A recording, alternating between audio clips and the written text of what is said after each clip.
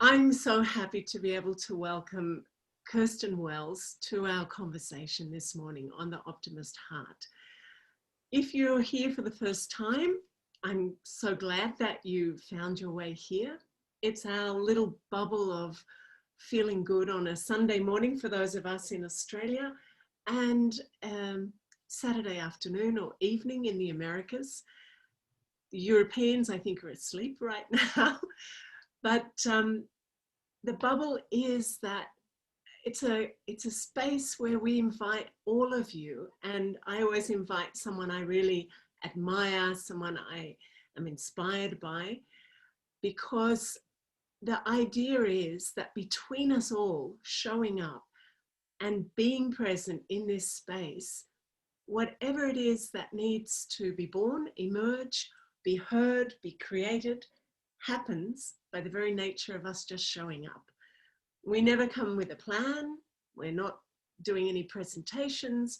There is no pressure to perform. So if you're looking for a great performance this morning, you might get one, but that'll be by nature of us all deciding that it's beautiful to be together.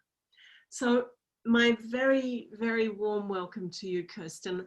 I'm not going to read a big biography. Everyone who's made their way here knows that you are someone who specializes, as I've said to people, you're a traditional Chinese medicine physician. You studied at Emperor's College in Los Angeles with your PhD from there. You were one of the founding members of the Harvard Medical School around the area of coaching, and how coaching is really key in this sort of new integrative medicine. And I will tell the story, and then I'll hand over to you to kind of tell the real story about it. But my memory is that when you were working as a physician and helping people with their ill health or wellness, at some point you yourself undertook a coaching course, and this idea of creating a personal vision of a life you would love living. And you started to work that with your patients and noticed that your patients started to get better working with a vision. And now you do pretty much, this is what you do. You help human beings realize that we're connected to this infinite capacity to create. So would that be a kind of, in a nutshell, a good descriptor of you that you could launch now and tell a little bit more? That would be more interesting than I can say. No, I think that's a wonderful descriptor and a great launch pad for me to just share. Yes, I mean, the sort of heart of it all really is that in the journey that Caroline was just describing, was that I really discovered along the way and had this very deep calling to bring the coaching work that I do now to our patients in the medical practice, because I really saw that living a vision-driven life, really living from the center stream of our being, is a foundational piece of health and wellness and of healthcare, really. It's great as a physician to have your patients healthy on paper. Their labs are good, nutrition is great, exercise and so on. That's wonderful. And yet, if that same individual is not jumping out of bed every morning or getting out of bed and going to a job or living a life that is less than life-giving for them, inspiring for them, then there's more.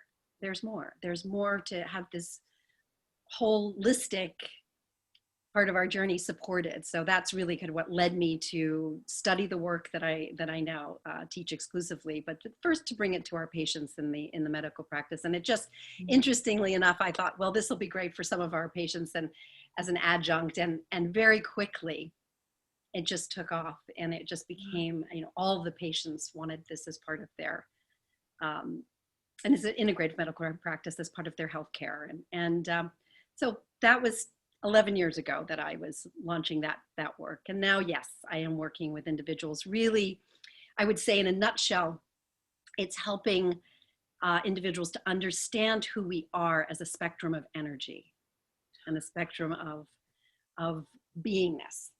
So, and that this idea that we are infinite beings or luminous, we started with I am light, that we are these luminous light beings having a physical experience, which is part of that spectrum of energy. And so how do we really use all of that spectrum of energy and be inspired by this infinite part of our nature coming in and serve it with this physical part of our experience? So, wow, that's just so great.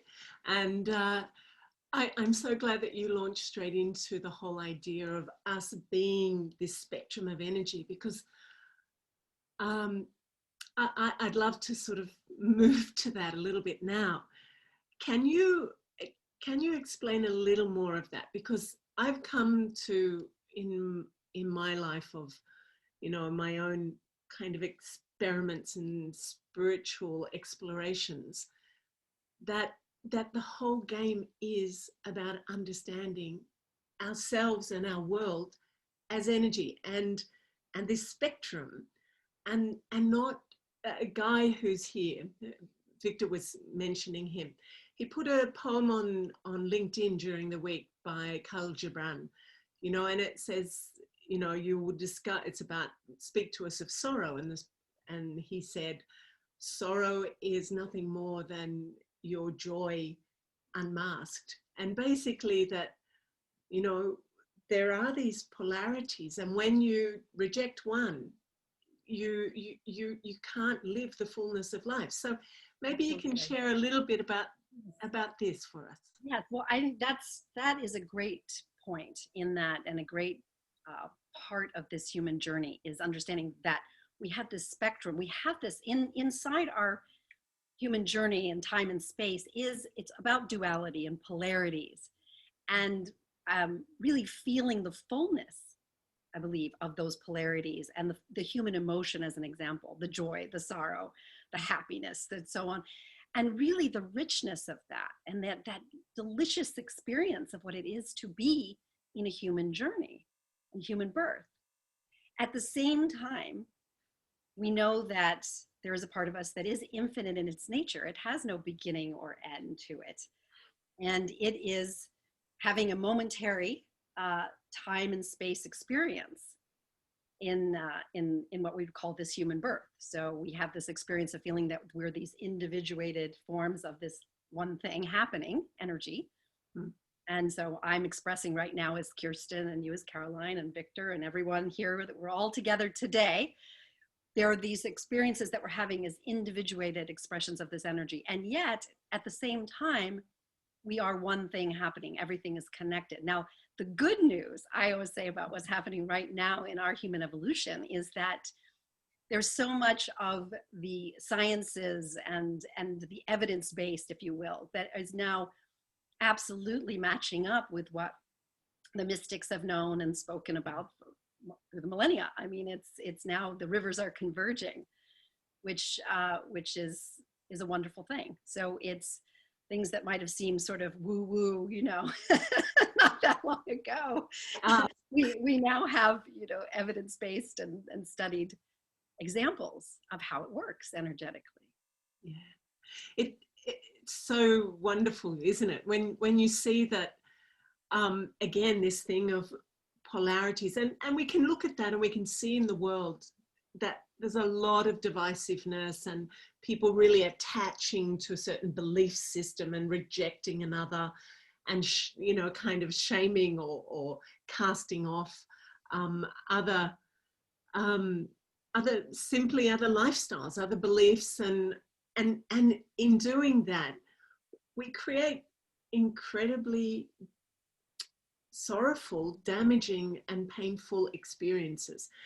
And so I come back to that poem, and I'm remembering this young friend of mine in Chile. She was born in Barbados, and she's from a Sindhi family background from India. And she's a poet. She's fantastic. And she was sharing at one point that she was doing a practice in her spiritual practice where if she would feel jealous or angry or sad or all these sort of human other end of the spectrum emotions that you just want to really not have, you really don't want to have them, she would she was saying that she would go, I love my anger. I love my jealousy, you know, and she would name it like that. And I thought, wow, that's interesting. And I did it. And of course, what happens is really with that energy of, I love that, it collapses the kind of darkness or the negativity. It collapses the spectrum of polarity into oneness, which is the infinite self is one with all. So one of the things that you helped me with a lot was that on a sort of personal energy level. So when you're feeling those feelings, those energies that are not comfortable at all, how to work with that. So can you share a little bit about that? So if someone in this pandemic time or just in life in general is feeling something and it appears to be really intense, and they don't want to take a substance or avoid by some other, you know, way of action or eating, drinking, sleeping, or what they want to manage it, how would you suggest? Yeah, you know, I think, well, I'll go there in a moment, but I think what I want to just kind of go back is to touch on a point which you were bringing up, Caroline, which I think is really important, which is kind of leads us to like an idea for a framework here, especially when we are noticing what we're noticing. Yeah, observer self in the world right now with divisiveness, with polarities, with attachment to different things, that we're in a very potent and certainly pivotal time in our human evolution. I think, you know, we can all agree and feel that there's a quickening and that and much of our, I'm going to use the word curriculum here, is coming up for us as we're evolving. And so first, the one premise is honoring that each of us is the highest authority of our own experience. I think that's a very important starting point for any engagement with each other at this time, is understanding that all of us is these unique expressions of life, infinite intelligence expressing itself. We will have an experience of this that is as unique as our thumbprint, and that each of us is the highest authority of our own experience. The other part to this, and I'm going to share a quote here from a mentor, colleague, friend, woman you know very well, Caroline, Mary Morrissey, who I work with closely these days. And I love this quote from her. She says that the content of our lives is the curriculum of our evolution. So the content of our lives is the curriculum of our evolution. And what that means in effect is that whatever's happening at the level of condition, at the level of fact in our lives right now, is this opportunity, if we so choose, because we have free will. So if we so choose to use it as ideal curriculum for us to grow ourselves, evolve ourselves. And I think we can see that both, you know, obviously this operates personally, and it also operates at the larger level, or the level of our group. So, but this idea that we all have this ideal and perfect curriculum. So again, it goes back to this framework that whatever is happening right now is infinite intelligence. There is, Michael Beckwith says it this way, there is good here, regardless of what I'm aware of and that I might want to name as bad or this, or, but there is good here that I'm just presently not aware of. And then he says, let me stay open to that good revealing itself to me. Let me stay open, just a corner of my mind open to that good revealing itself, which allows for this intelligence to be welcome and for us to be able to receive and recognize it as we grow ourselves. So yeah, that really resonates. I was sharing with someone, a group of friends yesterday, that I discovered a question for myself in my own experiments and journeying. When I'd find myself up against, you know, resisting or wanting to go, well, this is bad, or, you know, any kind of rejection of something, I came to a question which was, if I could understand, on the basis of the content of your life is a perfect curriculum for your evolution, and on the basis that something good is happening, that if I could understand this, in a way that was beneficial to me, how could I understand it? Mm. And what I discovered was that for me was the doorway to a portal. It collapsed so much of my dogmatic or fixed way of perceiving things. Beautiful. Because my neurology would go, oh, all right, we have to find a way out of this. You know, okay, so if this was beneficial, how could it be? And all of a sudden, solutions and different perceptions, and I'd be outside looking in. I go, well, this is connected to that. So it is so much, isn't it, about who is looking, who is seeing, who is observing, who's experiencing.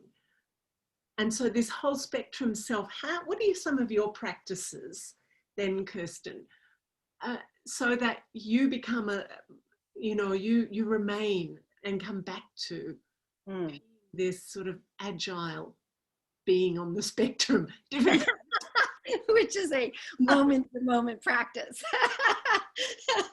So yes, so why don't I share that? Really the practice that I utilize throughout my day, every day to the best of my ability. You know, it's an endeavoring kind of thing, right? But is developing the observer self, number one, metacognition, noticing what I'm noticing. So really developing that part of me that can be aware and notice one, the thoughts that I'm thinking. Notice the feeling tone that I'm transmitting. I mean, we talk about us being beings and spectrums of energy. We're vibrating. We're transmitting a vibration. If we're breathing 24/7, we're doing that. So the question then becomes, how do I have dominion over that process of what am I transmitting?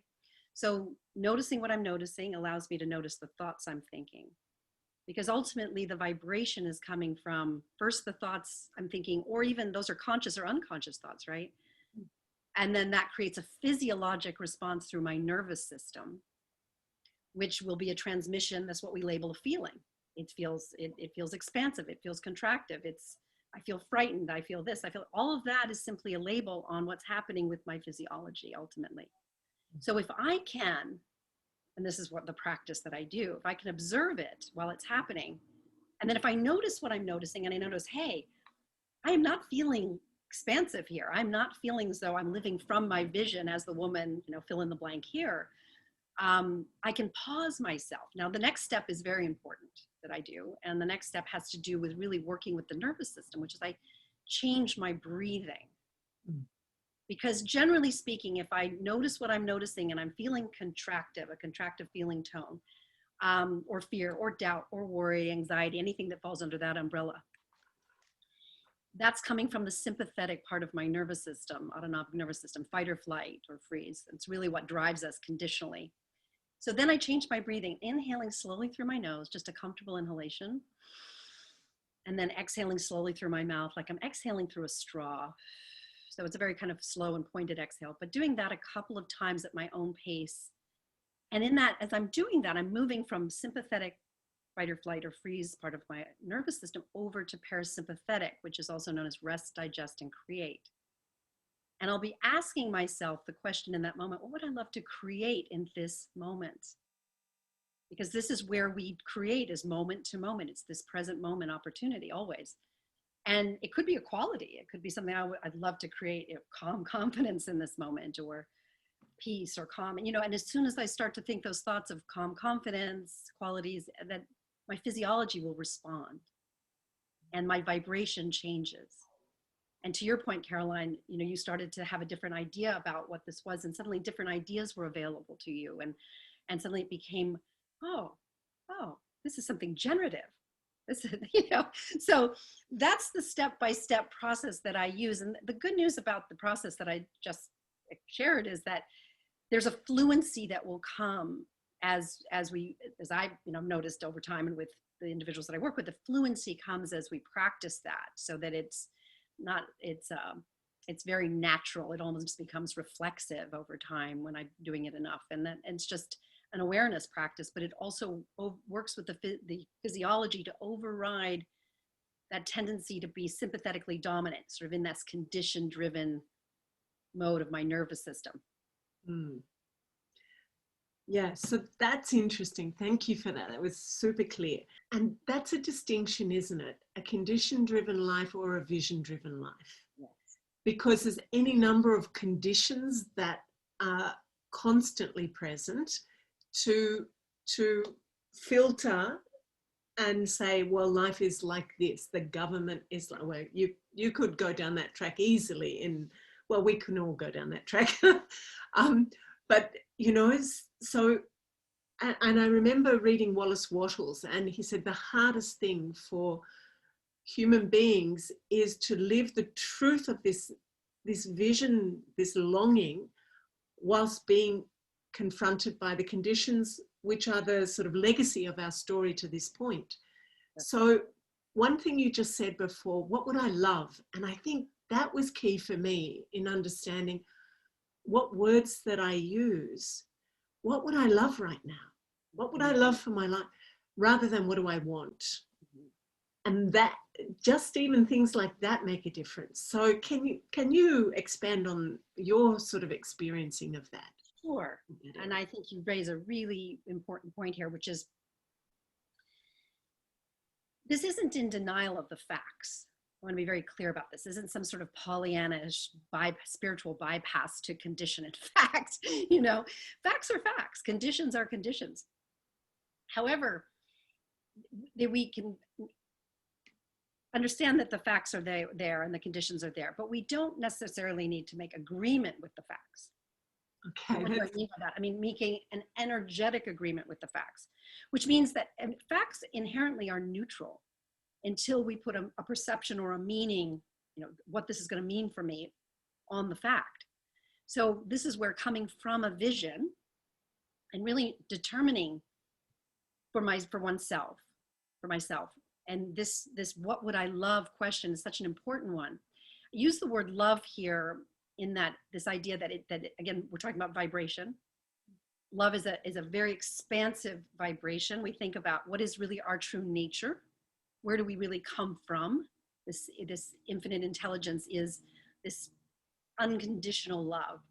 It's sort of this love beyond, you know, even really being able to put words on it. But the more I'm asking that question, I'm evoking, if you will, the impulses from this infinite side of my nature more and more. And that's distinct from, to your point, Caroline, what would I want, which is going to take me more to the intellect, which is part of our human operating apparatus. And the intellect is a very useful tool.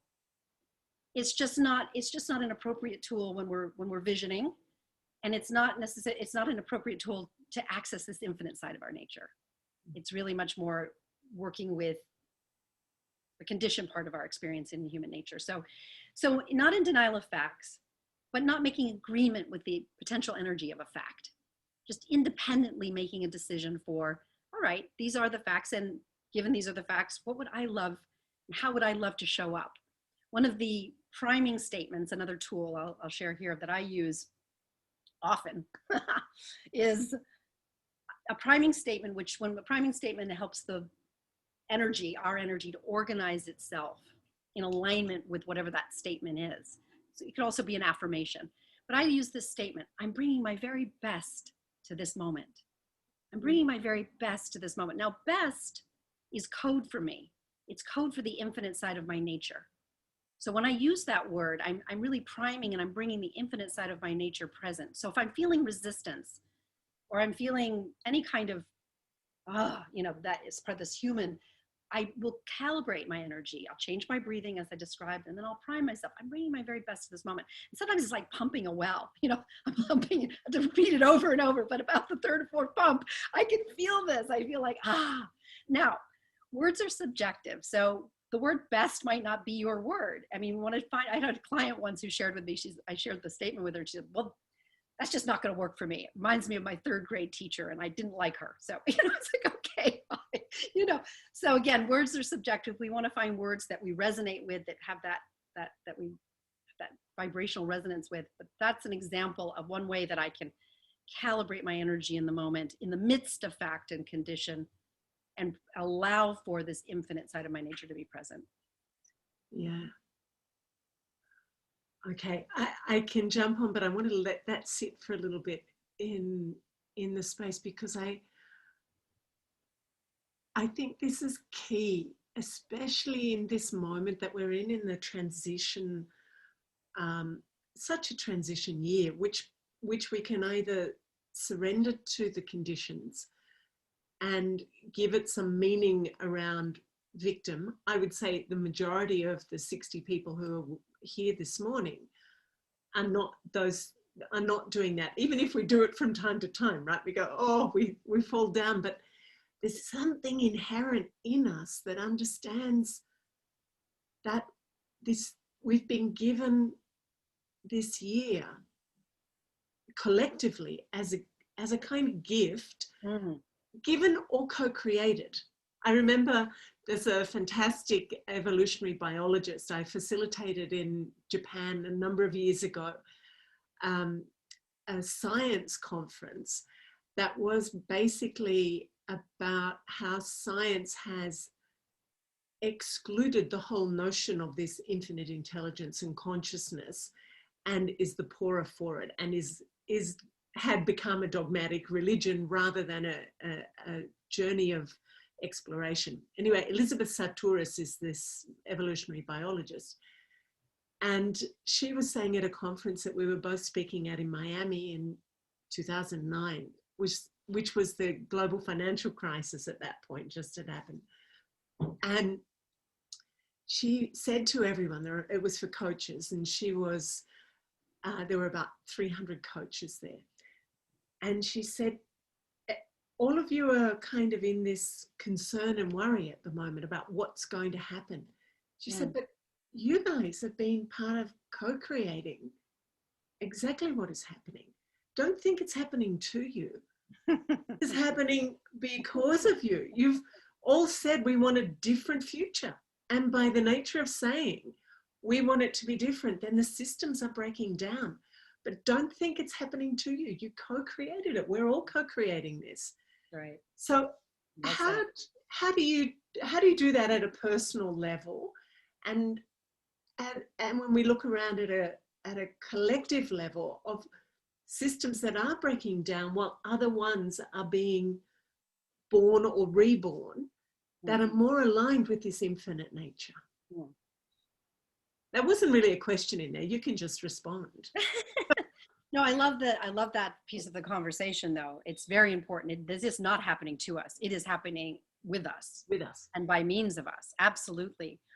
And I think, we all have an opportunity here to, again, with this observer self and this noticing what I'm noticing, notice, how am I participating? What is the common or dominant pattern of thinking? What is my dominant, which ultimately, as I mentioned earlier, leads to, what's my dominant vibration here? Because understanding that my participation, my contribution at the micro is absolutely influencing the macro. And so what conversations am I having? What am I choosing and being? And I think being very responsible to that now. We have this wonderful opportunity to wake up and to be responsive and to be responsible to how we're showing up and participating. And I think one of the beauties of COVID has been, this almost collective pause that we had, certainly at the beginning globally, where, we had an opportunity to just take a moment.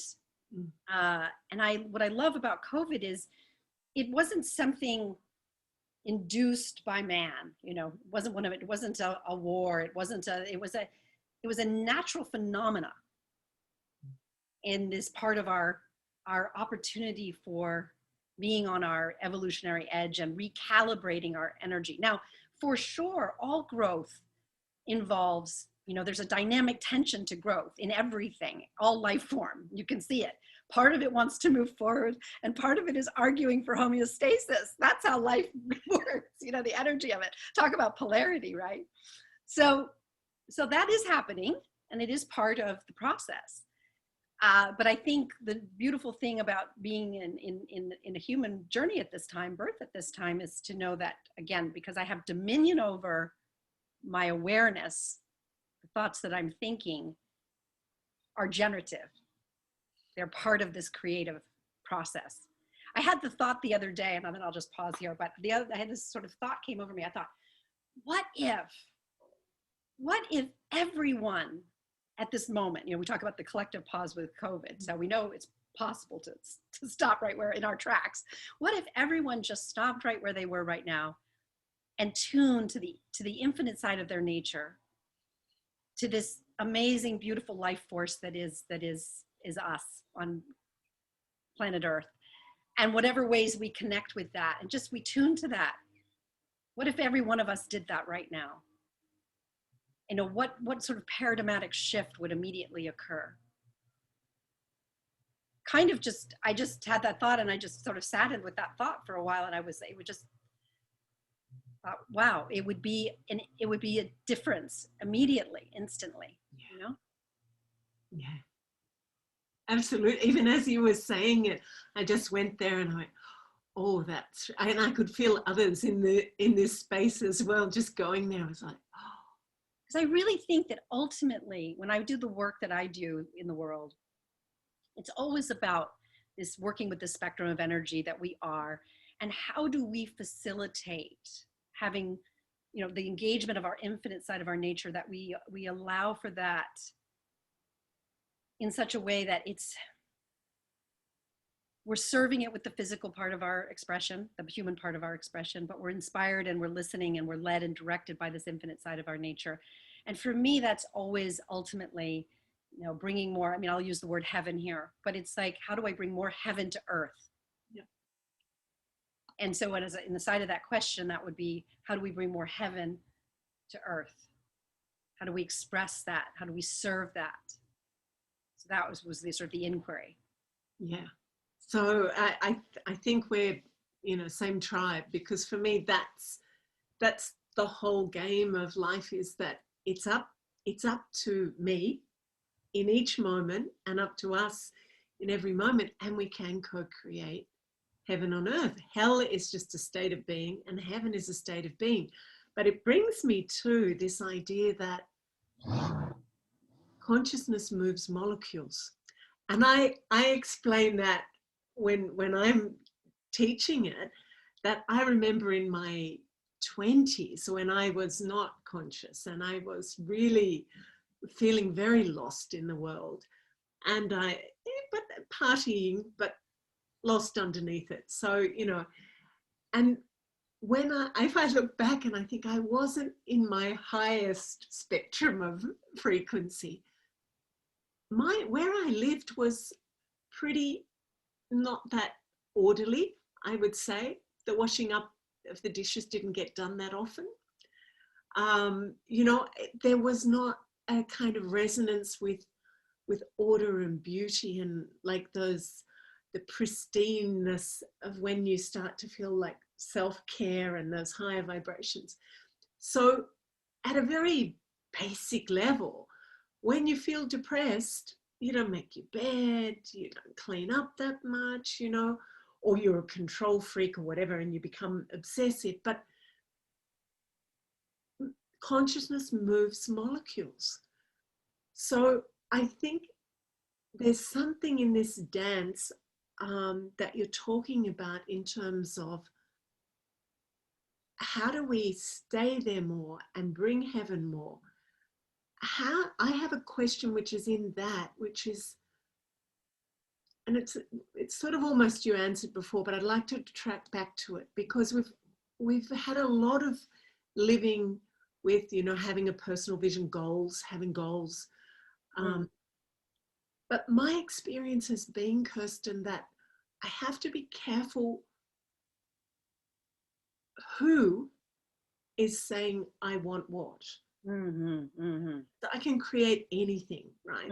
I can, and then if it's something that's created out of unconscious neediness or conditioning that, I need to achieve and deliver in order to be XXX, and I create that, then I'm burdened with the sustaining of it. It traps me in the same old story. So I'm really cautious now about creating a vision and saying what I want to create in the world, if I'm not able to kind of be connected to that infinite side of myself. But can you help us kind of understand a bit the dilemma of the who's asking and then who's the journeying towards creating this heaven, and how do you know that you're doing it? Big question with a lot of. Well, I think what you're touching upon, Carolina, again, has to do with where am I on the spectrum of energy? You know, where am I operating from? Yeah. And, you know, and again, we want to embrace the full spectrum. So it's not that, you know, the infinite part of my spectrum of my energy trumps the finite physical part of my spectrum of my energy. It's one thing happening, so to speak, right? But I think curiosity is our best friend as a navigational tool. And I can ask myself questions, you know, what is the motivator here? What is the driver here? One test that I use sometimes if I'm particularly either resistant to taking an action step, as an example, and think, you know, curious about that resistance. One example, one exercise I use is to, not in a morbid sense here, but go way out, you know, in future calendar time and imagine that I'm putting my head down on the pillow for the last time in this human journey. And I look back on this particular moment in time, looking back to this moment, and I'll ask myself, is it okay if I put my head down on the pillow for the last time in this human journey and not have taken this particular step? And if I have an immediate no, you know, I know that the sort of infinite soul side of my nature more that, you know, that is the impulse that probably has to do with whatever that action item is. And I'll take that step. I'll come back to it and approach it from that understanding. I'm looking back with this life review going, wait a minute, I really don't want to take my last breath and not have served this. And I think, you know, that curiosity, who's operating in the moment? Is it, now the ego often gets a bad rap, but here's the thing, the ego is a very important structure, a healthy ego to navigate time and space with in terms of our individuated human experience. And yet it's limited, as all parts of our human apparatus are limited. The intellect is limited. It only has access to what I know from this human part of my experience.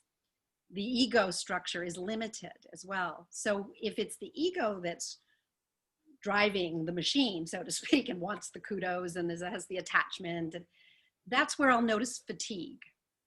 That's where I'll notice, you were mentioning this a moment ago, Caroline, around I'm having sort of conversations that seem like they're I don't know if you use this word, but kind of a judgment around what am I doing? What am I not doing? I don't know, you know, it has push energy to it often. Yeah. Then those are signs and signals that I am probably coming more from the human part of my apparatus than from the infinite side of my nature. Great, fantastic. So then conversely, I would notice if I'm coming from that more infinite side playing through the finite of the world of form, then there's going to be more what we hear, this very, you know, available word now, which is about flow, ease, joy, more those kinds of energies. Is that what we would expect? Yeah, I think we notice that it's more of there is more of an ease. Synchronous meetings seem to happen. Things happen out of the blue. We're sort of like, wow, you know, there's a little bit more of that energy going on. And it's not, and again, it's not for myself personally, I'll notice that I'm not feeling fatigued. It's almost like it's time out of time. That's how I feel. Most of my days are like that. It's like they just, and really that was, it could have been a minute and it could have been 12 hours. It's just no way. It's just that kind of feeling tone, right? It's just beingness. Yeah. Yeah. That's great. Because the infinite side of our nature is not time bound. Yes. That's a really, we use things, you know, the time bound things that we use, calendars and things of that nature are really just simply structures. They're important structures of support to move our energy effectively and efficiently. But again, and I think you think of energy moving it effectively and efficiently, you think of water, think of a hose or a pipe or electricity. Certainly wiring is important with grounding wire to move that energy effectively and efficiently. So our human energy is the same. It requires structure to move it effectively and efficiently. Yeah, that I remember that working with you, exactly, that a calendar is a great structure to channel that human energy efficiency. I want to share something as we come to the, talk about time. We're almost at the end of our hour like that.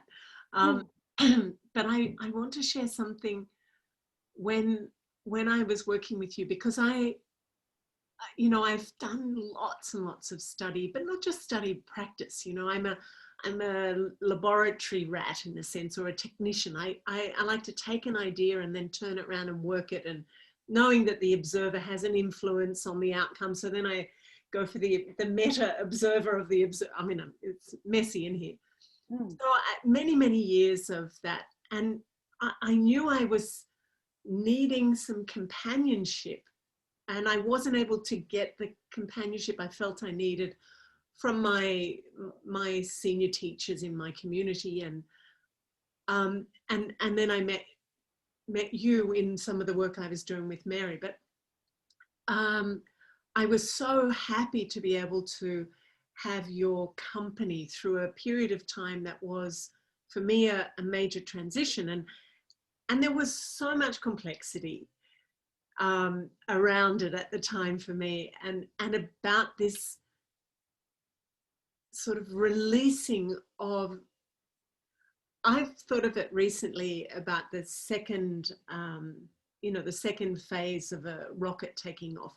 When it reaches a certain level, it has to drop that other part, which was necessary for its initial takeoff, but it can't go into expansiveness, and its true mission can't survive if it's still carrying the first part of the rocket. So you were there to support me as that letting go of that. And one of the things that you said, and I named it all as it's complex and there's this interweaving, and and you said, what if it could just be easy? Oh, good God. What if that could be easy? Was mission. And it ended up being easy. It took time, but big deal. I mean, who knows what is time? So I want to say thank you, because I haven't had a chance to talk with you about that since. But on every level, it just unfolded and unraveled. And it was not only easy by intending it to be easy, as you had suggested, it was beautiful. So I think we can come to a sort of close. I'm not going to stop us particularly for a meditation, because I think we began with that beautiful song, but I'm very happy if you want to take us anywhere before we formally close and open up to everyone. I'm very happy for you to do that with us. But I would love you to share a little bit with others who may be facing some certain complexity or complications about what the future might be. Just a little bit more on that, because I think it's so helpful. Well, thank you for sharing that, Caroline, because I think you very elegantly kind of walked us through the anatomy of what it is to change our perception around something that we might be holding. I mean, all of us have stories that we're telling ourselves constantly, whether we're, consciously aware of it or not, so that's why developing this noticer is so important. But as we notice what we're noticing, and just even noticing how I'm holding a particular story about a particular piece of content in my life. Well, and then asking, again, curiosity is really a great navigational tool. And it's, in this case, the question was, well, what if it could be easy? And even as we asked that question, that inquiry, what if it could be easy? Notice what happens next. And you gave this great example of this, is that now my thoughts they become thoughts of ease. What if it were what if it were easy? What if, and that's going to already begins to shift the physiology. It begins to shift the vibration, which, remember, we are transmitters, but we're also attractors of, this vibration is transmitting, but it's also attracting.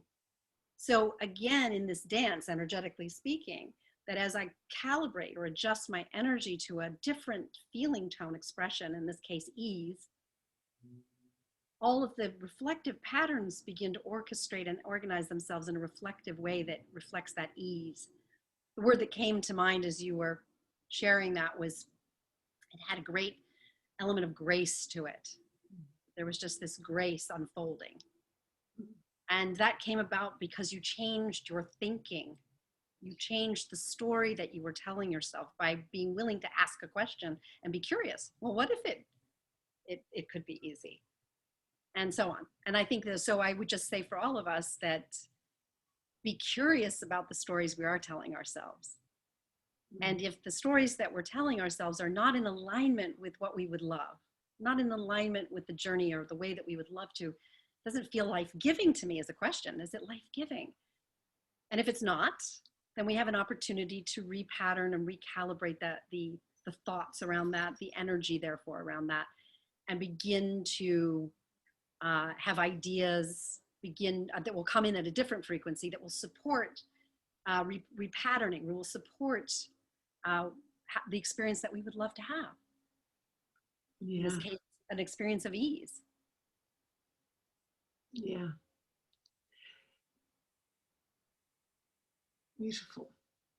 There's so much I could, I would be so happy to just sit with you for the Sunday, which would have you, drinking coffee at 4 a.m. or something. And we can't do that. We don't have the time. I'm just sitting here feeling incredibly blessed that you're so present, available, and joyfully available, Kirsten. And I think I want to say one of the key things that I'd learned from when we'd met with the work with Mary Morrissey was in relation with this whole thing of energy. Key thing, apart from noticing what you're noticing, which was not new for me. So that was, but I get that for me, that was my first step too, which was 30 years ago, observing what you're observing. But this idea of, is an idea or a story or an action or a way of being, does it make me feel expansive or contracted? Mm-hmm. And for me, that was such like a simple aha that tells me, am I more connected with my infinite self, or am I in that push, pull, struggle, tight? And if I have an idea about a vision or something I might like to do, does it make me feel like open, or does it feel tight and burdensome? So this thing about being tuned in and getting connected with energy is really important, isn't it? Mm-hmm. It is important.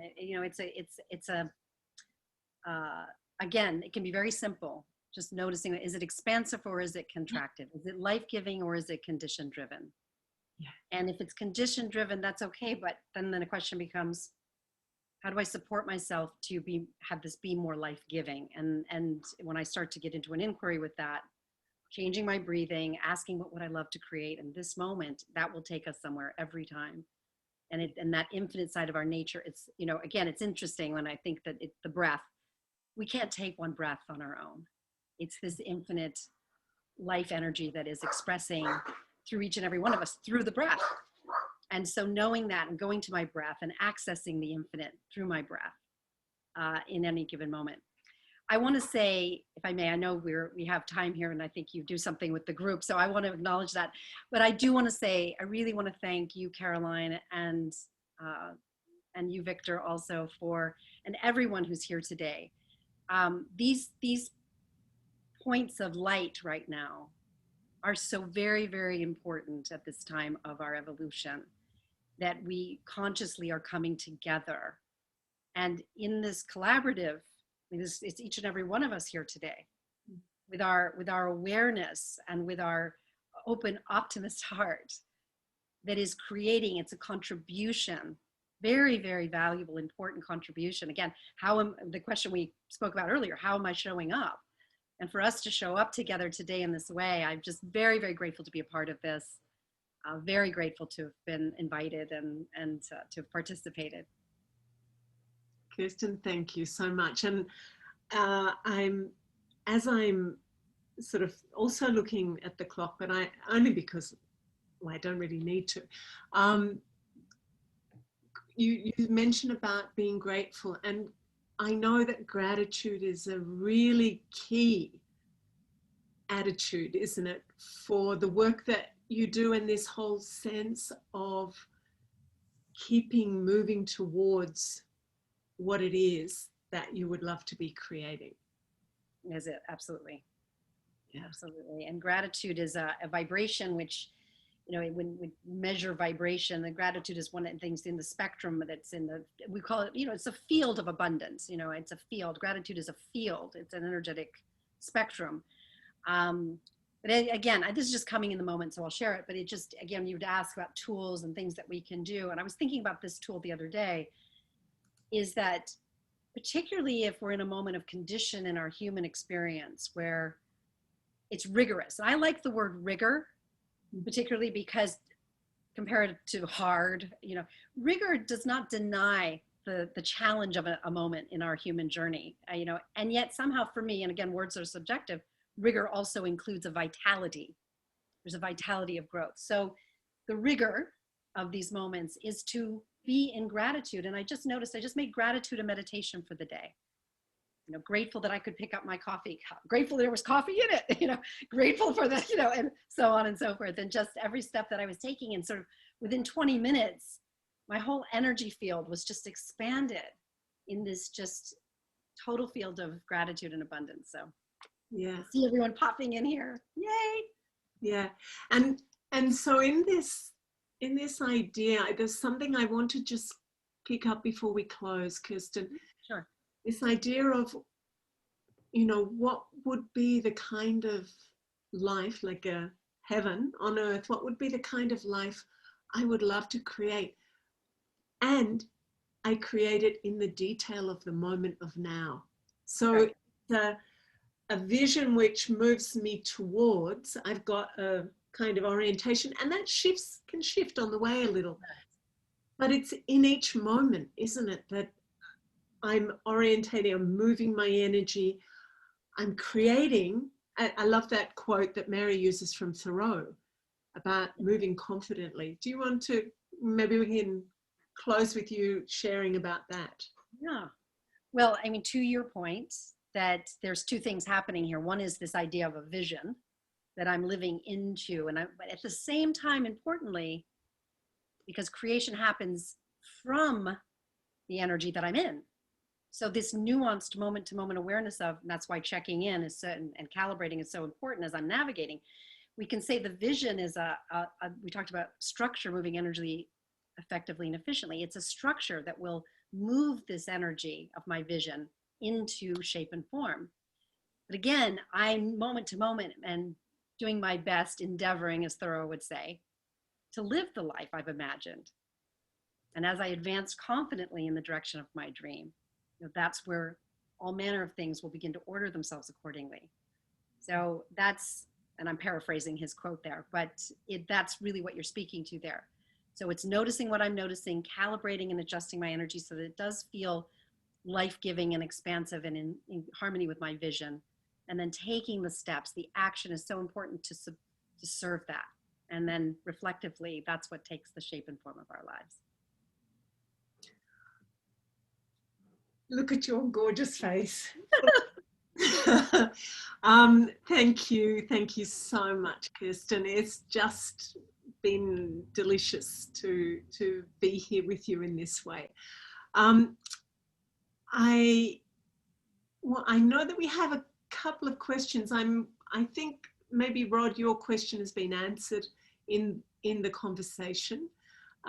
Bill, I don't know if yours has. I could probably guess that it had, but maybe you didn't. So Bill is in Indiana, Kirsten. So you're sort of the same realm. Vic. Yes? Who have we got up? Oh, we've got lots of people up. Lots of people, lots of people. Can I just share one thing, Kirsten? I think you were channeling my mother today, because beautiful. a friend of mine who was the chairman of one of the top, in fact, the biggest law firm in the world, sent an SMS to me today to say that some breathing lessons my mother taught him when we were undergraduates at 20 had been part of his practice of leadership. Beautiful. For these 40 years that followed. So your lessons on breathing are spot on. Beautiful. Thank you for that, Victor. So, Vic, I'm just going to, before we invite questions, comments for the next 15 minutes or so, and thanks, Kirsten, for clearing your calendar to be with us. Absolutely. I'd like to also let you know, because I know what happens now, some people head off into their Sunday mornings or, you know, go to sleep or whatever they do. So before you all disappear, I want to just mention two things. One is about our guests for next week.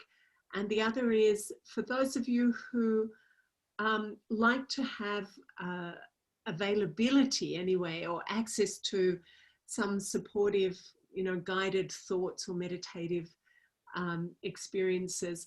I send out from Monday to Friday, I do one each morning, which runs between about 5 and 8 minutes, depending on the inspiration. And you can just sign up for that. You just send me, you can do it on the Center for Optimism website in the Optimist Heart area. You can just sign up, send me a message, and I'll include you on the WhatsApp group. It's not a group, a mail out. So you get that each day, and you can opt out at any time, of course. The thing is, next week we have the very fabulous couple, because I thought this time of lockdown and this time of kind of rigor, say, Kirsten, I like this idea, this rigorous time we're in can also be challenging if one is part of a committed couple relationship, because it can be pulling people and pushing people in different ways. And so how do you do the dance of keep on evolving and being together? So Paul and Tammy Roos are with us next week. And Paul is a very well-known Australian AFL football player and coach. He coached the Sydney Swans to victory and then in Melbourne as well. And Tammy works with him. And Tammy was instrumental in working with the footballers around consciousness and meditation and the inner journey, which shifted them completely as the played together. So they're going to be with us from their new home in Hawaii. They just moved from Melbourne to Hawaii via California this last few weeks. Kirsten, blessings, and you know we're on the same heaven creation, so we'll no doubt wander across each other's heavenly spaces again. Absolutely. Yeah. Thank you so much, Caroline. Thank you, Victor. Thank you, everyone.